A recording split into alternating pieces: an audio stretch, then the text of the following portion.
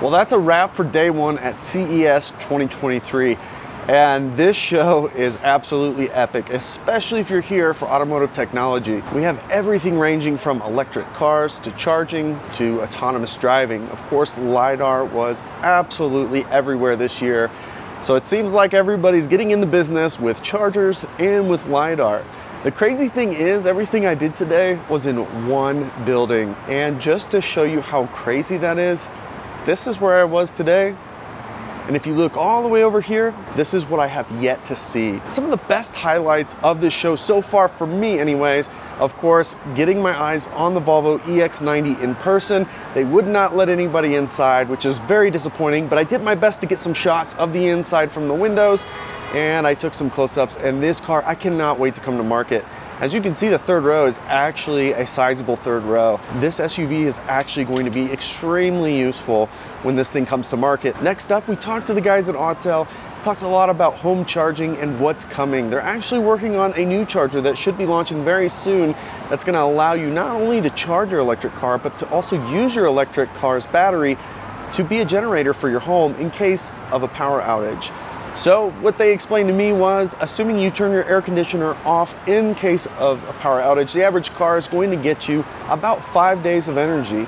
And that's one of the benefits of having an electric car, especially if it has bi-directional charging. Of course, Teslas don't have that, but as new models are coming out, like the Cybertruck, we do hope to see that as a feature coming with the Cybertruck. I did go over to the Stellantis press release, and I don't know how I feel, because the thing I'm torn about is this new concept from Peugeot, who does not sell cars here in the US, at least right now. This car, of course, being a concept, this isn't all going to come to market, but man, this car looks really cool. I'm actually a big fan of the styling of this car. The thing I'm not so crazy about, it's the steering wheel. Why is everybody trying to reinvent the steering wheel? In this case, it is a square, really a rectangle with 4 circles in it, and that's how you're gonna drive this car. Seems super annoying to drive, but again, being a concept, why not just do everything in there? One of the things I really do like about this car though, is they went to design this from the ground up. So they didn't have an existing platform to start with, no dashboard, really make the seats more of a comfortable reclining position, have tables instead of dashboards, things like that. Of course, they finally gave us our first glimpse at the Ram Revolution, which will be at the show tomorrow.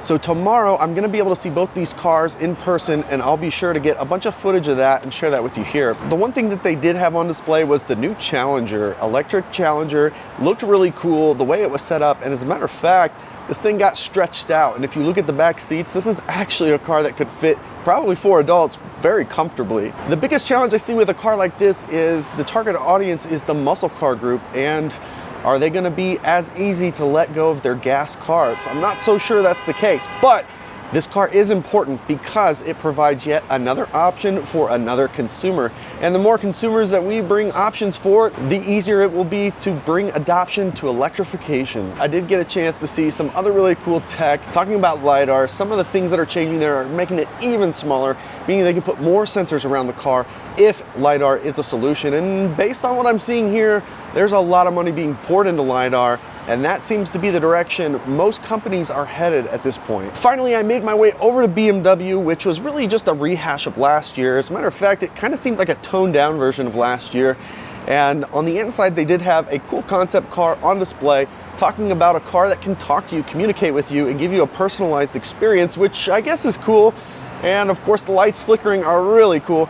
But that's about all there was to talk about with BMW. Now, like I said, I've only seen a small portion of the show at this point, so I have a ton to do still. So I'm hoping tomorrow I'll be able to make a lot more ground than I did today. First things first, tomorrow I will go check out that Ram and the Peugeot. And for everything else, there's so much still to talk about, so much more to see, a lot of consumer technology in and around the house. I'm super excited to see what companies like LG, Sony, and the rest are bringing to the show. So of course, tomorrow I'll provide another update on how the show goes, show you some of the other cool tech that we find along the way. I hope that you enjoyed this video. If you did, of course, give it the thumbs up. If you haven't already, of course, subscribe to the channel as we continue to post content regularly. You can follow us on Twitter and Instagram at BeardedTesla. Thanks so much for joining us, and we'll catch you next time.